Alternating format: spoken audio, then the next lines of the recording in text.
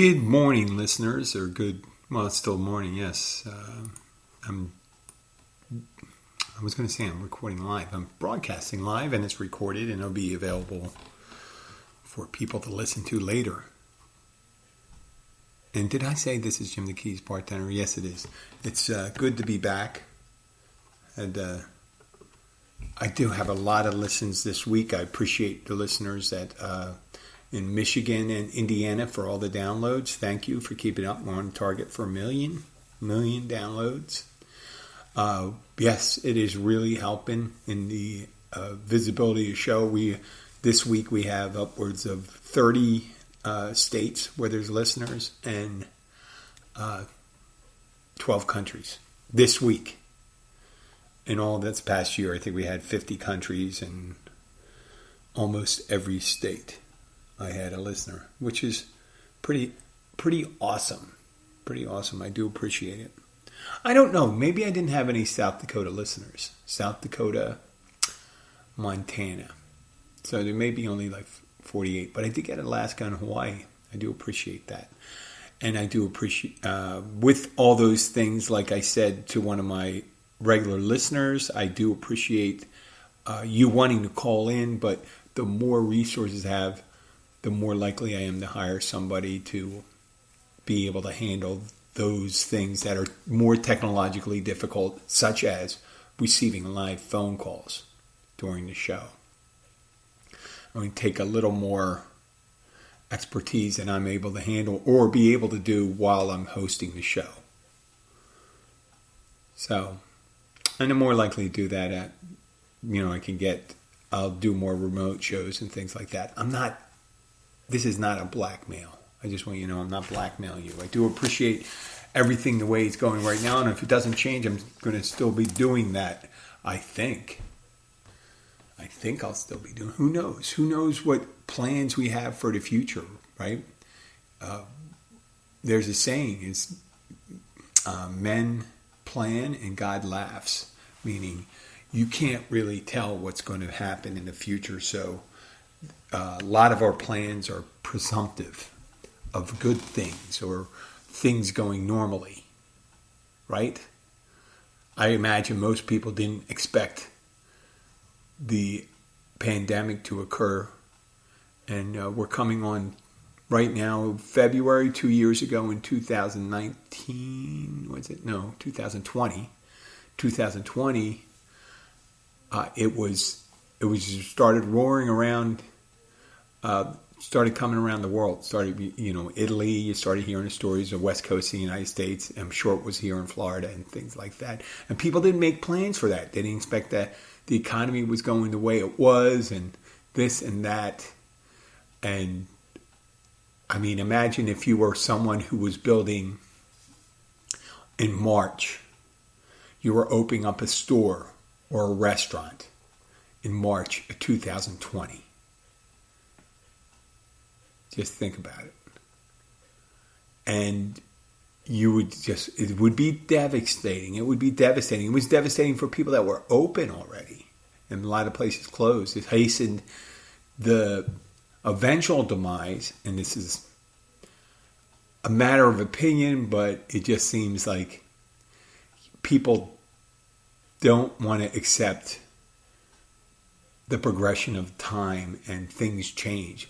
But a lot of brick and mortar stores will be disappearing. A lot of them. Probably kind of like mid-range. I think the mid-range stores may be disappearing. Because you have your lower end stores. I don't want to say lower end. The things with bargain stores. Like TJ Maxx, or down here we have one called Bell's, and it's a great store to have when you're like just getting stuff you need, like socks, underwear, certain type of shirt, sneakers. They buy these. It's almost like a Big Lot store and stuff like that. They did all right, but anything where the segment of people are more comfortable shopping online, they saw a great decrease in sales. So And it progressed even more because of things shutting down. People became acquainted with online shopping, got more comfortable with it. I mean, now, in the beginning, if you recall, put on your thinking caps, you may have heard about people they call them porch pirates, people that get deliveries and the people that come along and steal those deliveries. Well, now the people are building boxes and almost like big mailboxes for homes where they can just drop it in to a box out front so someone can't just run up and steal it. So, that's become a criminal activity now, stealing packages. Wasn't before. It used to be stealing checks, and people don't get checks as many times, but imagine senior citizens probably still having checks stolen because they're the next ones most likely to still get checks in the mail. Who gets checks in the mail, right? I got to turn my phone off because it's just getting clicking.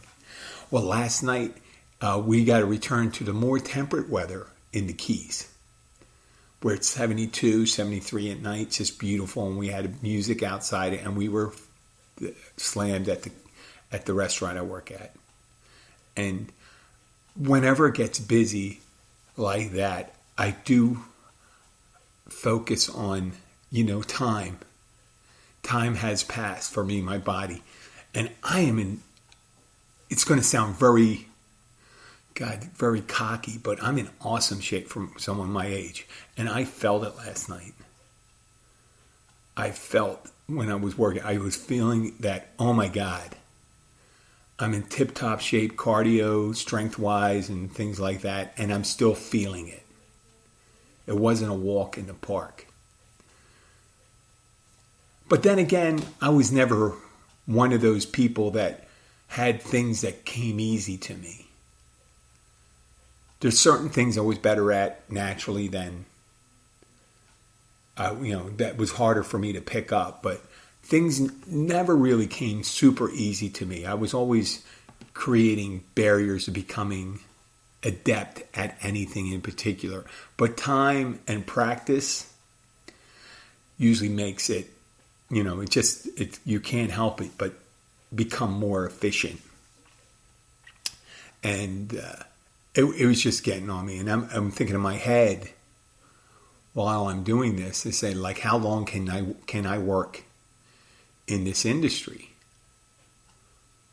Really? I mean, I see plenty of people that are older than me down here, especially in Key Largo. But when you get down to Key West, I'm a little long in the tooth when you're down in Key West and some of these other bars and high-end restaurants. They usually like to go with younger people and things like that. So I'm starting to feel that.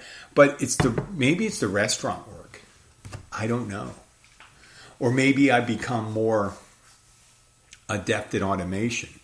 I'd rather concentrate on making drinks, talking to people about ordering, giving them suggestions than, spending a lot of time washing glasses, polishing glasses, and things like that, which you do end up doing. Last night there was a shitload of glasses to come through there, and you're feeling it. But in all reality, I can't really stop doing that because, for one thing, it's my main breadwinning occupation, even though I have the other ones.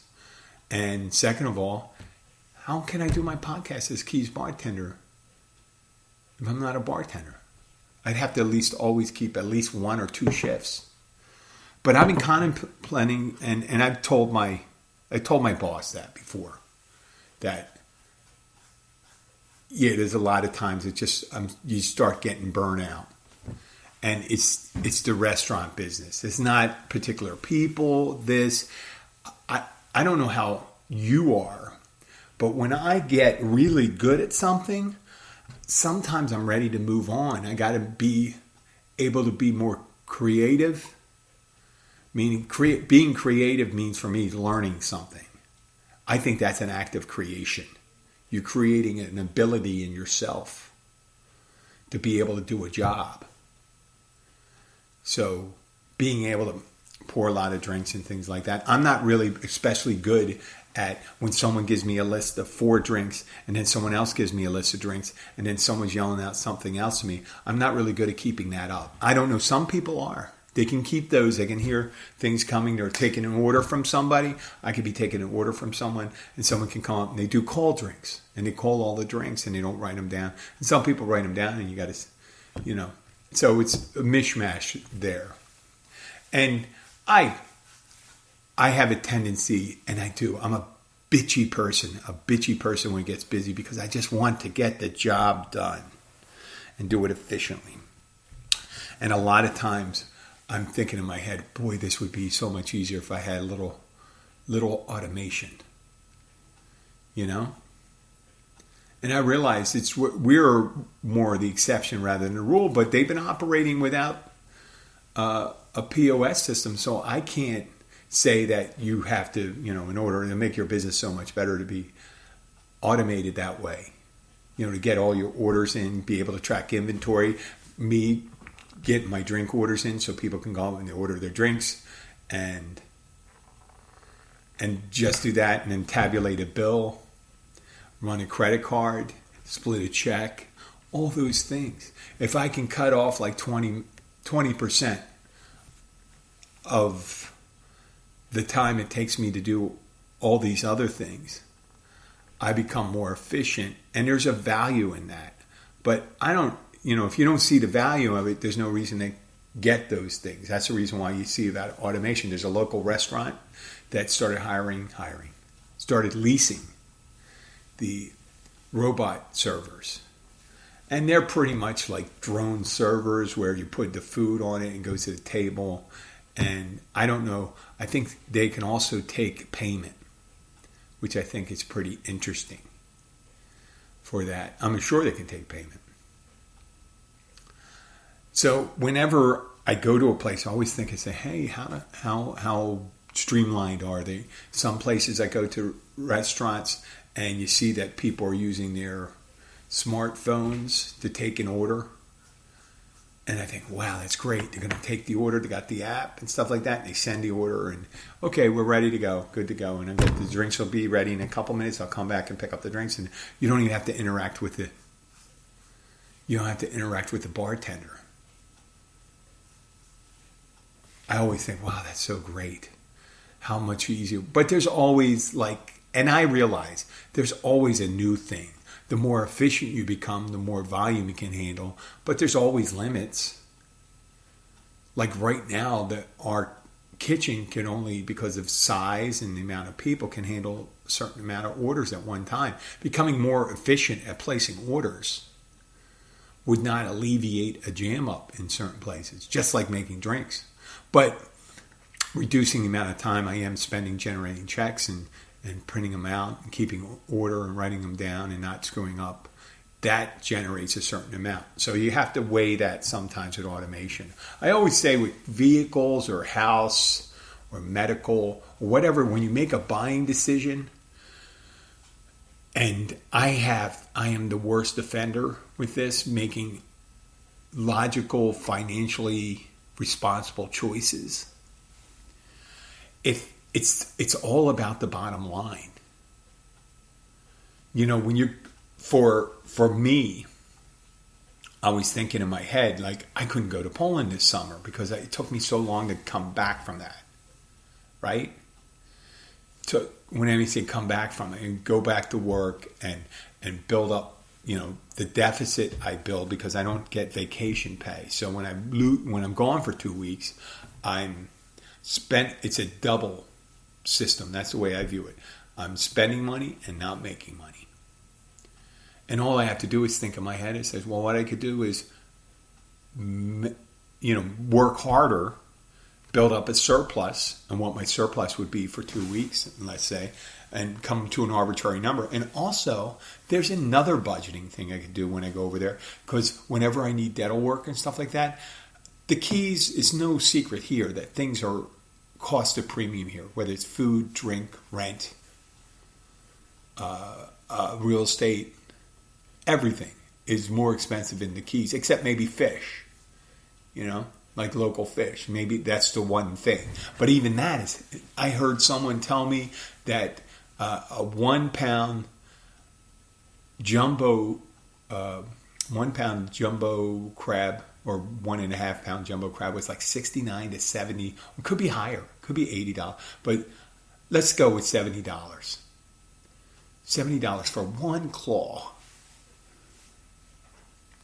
So I'm not begrudging anybody putting a price up for whatever they want to.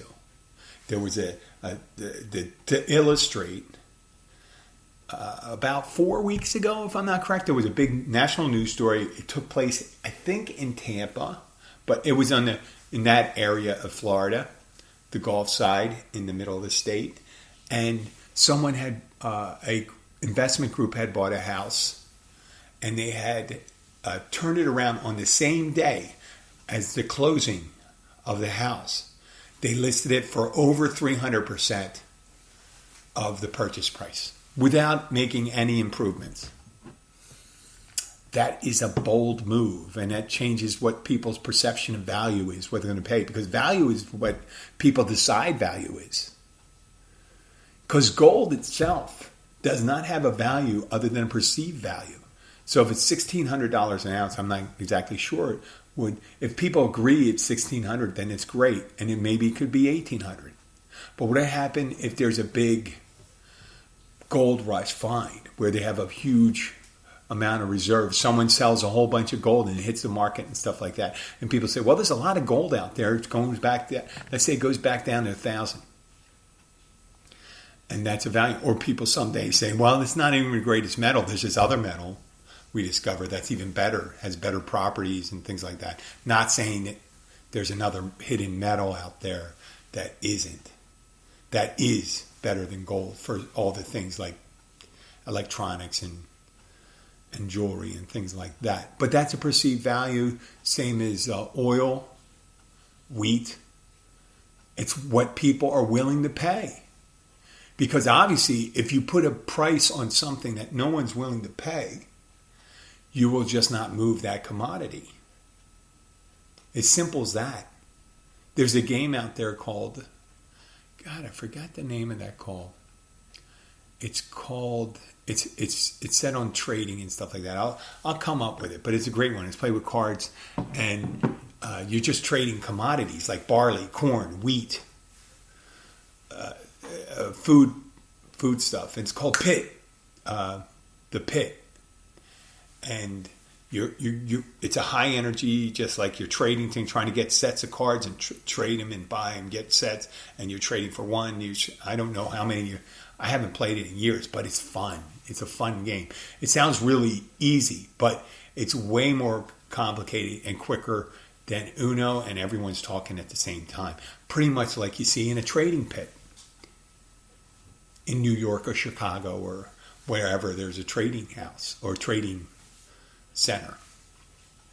So yeah, people are coming up and they got like 50, in this game you play up with, I think, maybe 6 people.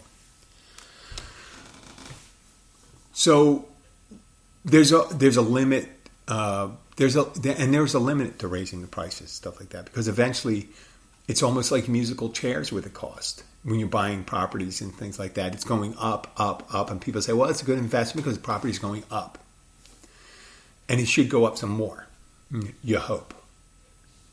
Because when you purchase a property and you intend to turn it over and you have it, when it starts going south, usually you could have bought it dearer, and all of a sudden it starts dropping precipitously, the value, let's say.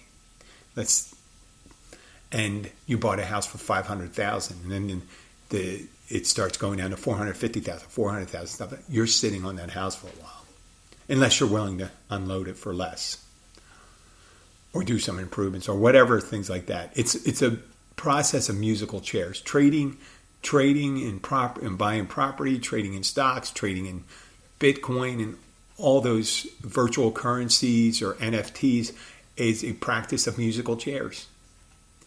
And you're always grabbing your chair, you're buying something, and eventually there's not going to be any chairs left, and you're going to be standing there on the outside. And I've seen some people down here that when they get, especially in 2007, 2008, 2009, when the property prices started going south, when they got over leveraged, and they had adjustable rate mortgages and things like that.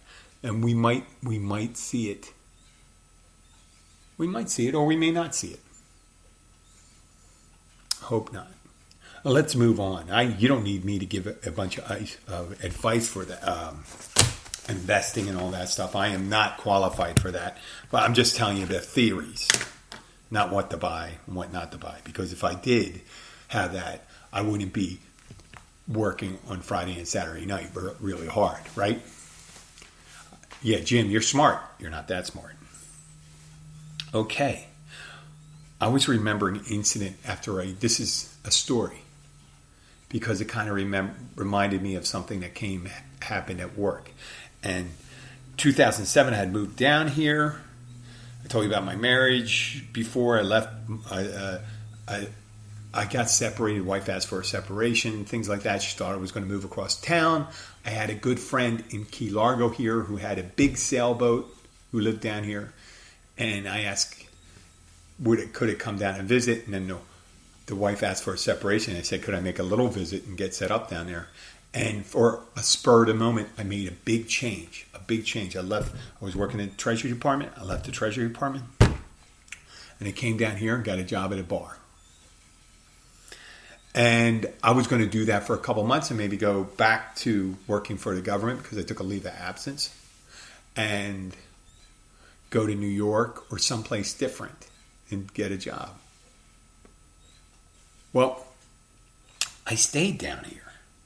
And after a couple months, I became a very nice woman, attractive woman, because it was funny. The thing, people always thought we were an item together, but it wasn't the case, because she was my roommate and my landlord. It was her house, and I was renting a room, but it was a nice house. And instead of having I didn't have to take care of an apartment, so I got to work out, do everything, so I just do my thing, and we shared a house together. And one night, I'm laying in bed after a couple months. I had gotten sober. I was sober a couple months, and I'm just looking up at the ceiling, and I'm thinking about my life. I was 44 years old, going on, approaching 45. And I realized my marriage was on the rocks, didn't have any children. I was working in a restaurant, and that was it. And I was over 1,000 miles away from my closest member of my immediate family. And I said, boy, I'm alone. I'm really alone. I don't have anything. And I thought, well, I'm also able to, and I didn't really contemplate that part, but then I realized, but I'm able to do whatever I want, because no one knew me prior. So whatever I decided to want to be, I could have been. So I stayed in bartending. And I'm bartending, and I go, after a couple of years, I got, I think, competent at it, adept. I mean, there's better bartenders, better craft bartenders and things like that, but I got better at it. And I do this podcast, which I count as one of my things to keep me mentally healthy, download. And I do appreciate you giving me that opportunity. I just want to reiterate that. But when I was laying in bed there, I thought every so often when you get that moment of contemplation, you think where your life is at the time. And I didn't really put it in perspective at the time. I think what I was like the year before, and then what I was like a year later. And a year later, my situation was so much better. This time I was laying in bed, I didn't contemplate it. All I had to do was go back and reflect on it. Sometimes not good to think about past things. But I should have just thought, wow, life is going great. And I do that now. I got to do that now and be thankful for my wife, my stepdaughter, my friends, my jobs, my avocations, the things I like to do, and my experiences I had. It's great. I would never. Let me hold on 1 second. I was making some stew, so turn this down. Okay. I don't want to overcook. Yeah, you can see I'm just making this.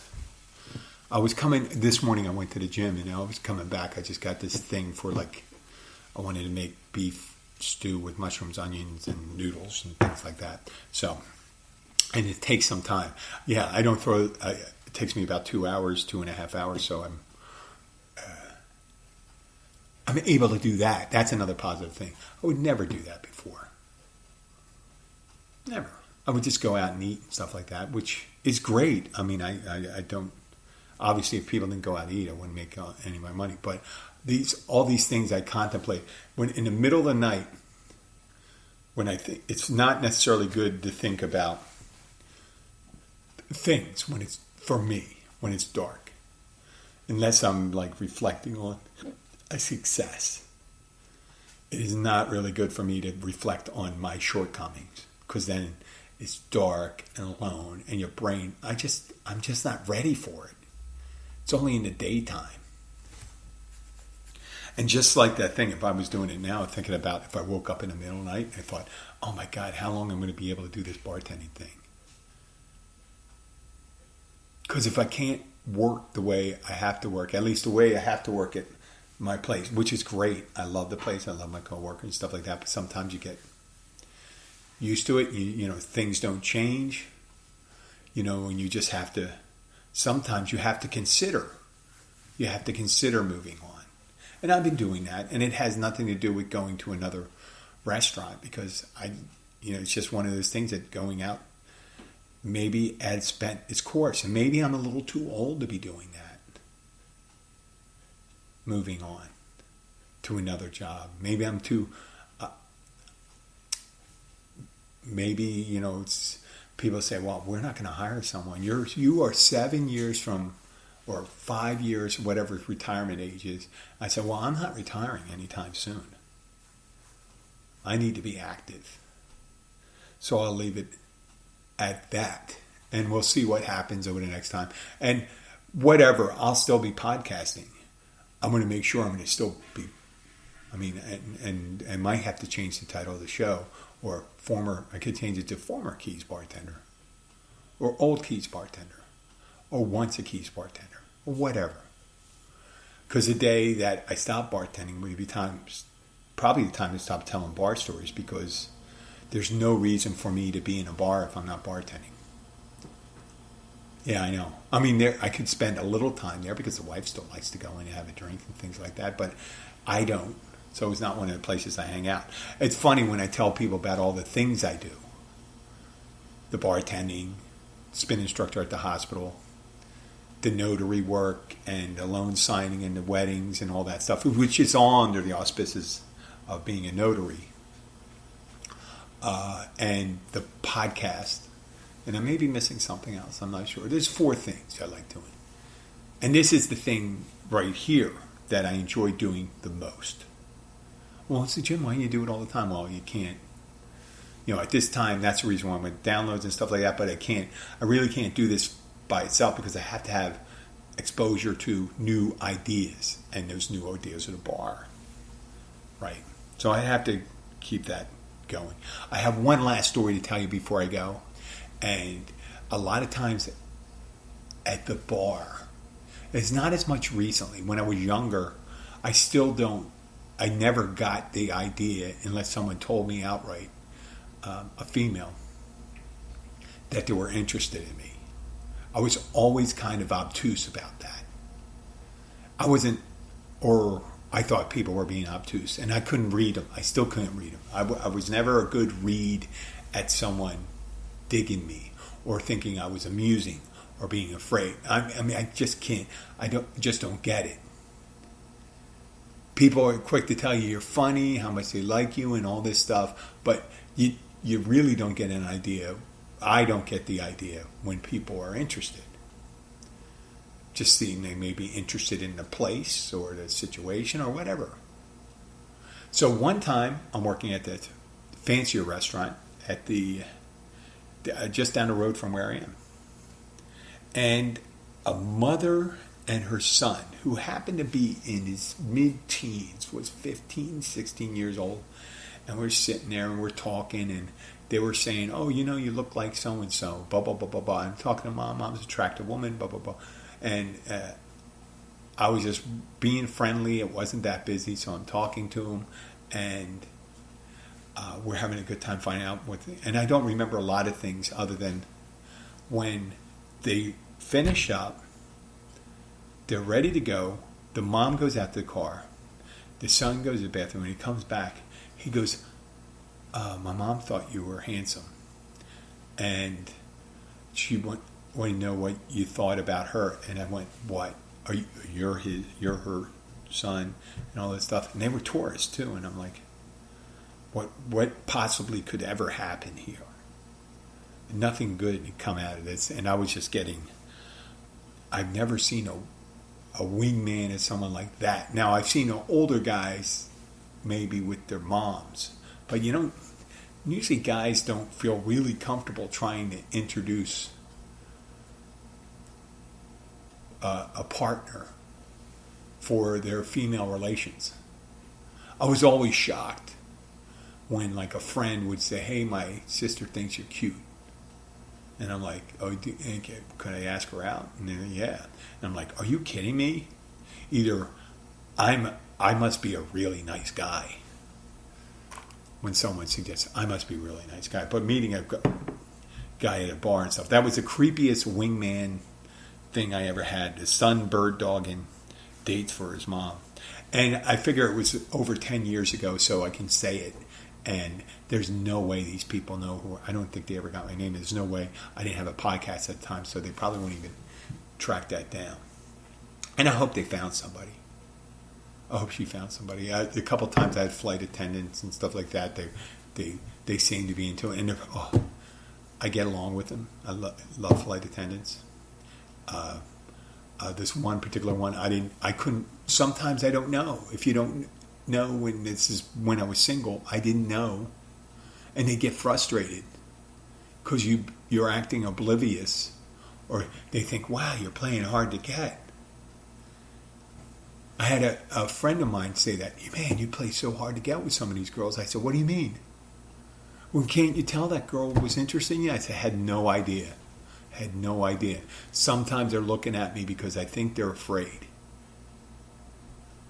Or, things like, no. And I'm like, "Oh, what do you know?" Here you are talking to me when you could have been talking to them.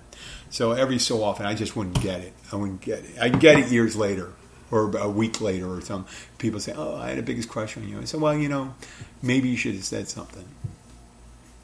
Sometimes when I hear that, I'm like, I'm glad you didn't say anything because I know I've seen the relationships you've been in. And not that mine have been, I have a lot of things I need to work on. So I realize, that's the thing I told you about relationships. You're always going to put your best self forward for a while until you get tired of it. Get tired of putting your best self because it's an effort. It's an effort to hold up that thing. And that I always thought, you got to be careful. And then when someone falls too quick and stuff like that, you go, "Oh, well, they could fall quick for me," and then all of a sudden they could get lukewarm, and that hurts too. So I don't know. Maybe that was a self-defense mechanism I had. Well, we had a really great week here. So far, it's only Saturday, and there are upwards of 2,000 downloads this week. I mean, not 2,000 downloads, total listens. We're on a track to 800 to 1,000 downloads. I think 1,000 downloads a week could probably be the thing where it'd be a real turning point. So it looks good. A year ago, or not a year ago, 5 years ago, if I had 200 downloads in a week, I would say that was great. It was more like 50, 60, all those things. But now, when we're talking about 800 to 1,200, that's great. Once we get to 2,000, that's going to be, I wouldn't say monumental, but it'll start changing the look of the show, if not necessarily the content. I always work to try to make and I apologize if it gets redundant, but I don't think I have a lot of material out there. I do. I've been working at new material bar all the time. It's one last thing before I do go. When I did talk about losing weight, because when I had that operation over a year ago, I was nervous about it because I had all these scheduled operations that didn't come about when finally it did come about, and then I'm fully recovered, blah blah blah. But in that intervening time, I lost weight. But it was one of those innocuous things because I wasn't working out that hard and things like that. And I'm old. So the effects of working out aren't as immediately as when you're younger. So I got lean. I kept around the same amount of total weight, but I trimmed up. And I'm not trying to be braggadocious about it. But then I was thinning up even more, so I said, you know what, maybe it's time to put some muscle on. Because I'm getting older, you lose muscle. So I started doing this organic whey protein, and because of the daughter being not eating meat anymore, I have more vegetables, fish, and things, less red meat. And I was doing that, and my wife suggested I go off dairy because in the morning I get really congested. So I did that. I went to almond milk, and then I got the organic whey protein. I would take that. So long story short, when I go into work sometimes, I don't like to stop and eat because it's always like French fries and things like that. I love that stuff. And I still eat that. But not on a regular basis as much. When someone offers it to me, that's another story. So I bring this I fill up a water bottle after I mix it, blend it up, maybe some banana, almond milk, and this whey protein. And it comes out looking like slightly off-white. And these people come in, what's that? And I stole a line from Dave Chappelle, where he plays Jay-Z in Making the Band. It was a reality TV show, and he's doing a parody of it. And I took this directly from it. I want to credit it from Dave Chappelle. Someone said, and I'm looking at, what's that? It's like a half a bottle. It looks like formula. I said, well, it's kind of like, you're very close to it. It's Cambodian breast milk or Kampuchean. And they go, what? I said, Cambodian breast milk. And I said, you ever see any heavy Cambodians? They're lean and strong. So that's what I'm doing. And they're looking at me, and I just leave it at that. Some of my material is old recycled material that I bring into the new, and it's new again. But as long as you accredit it, then you'll be. Thanks again for keeping up those downloads. Thanks again to Michigan, Indiana, my friends, and in Pennsylvania, Philadelphia, Erie. I said Michigan, Indiana, Miami. A lot of friends in Miami listening. Thank you. Gabe, Allie, Deanna. Love you guys. I'll talk to you later. Desiree, Brian, my dad in Dover. Thank you for listening and putting up with me. Have a great day. Bye.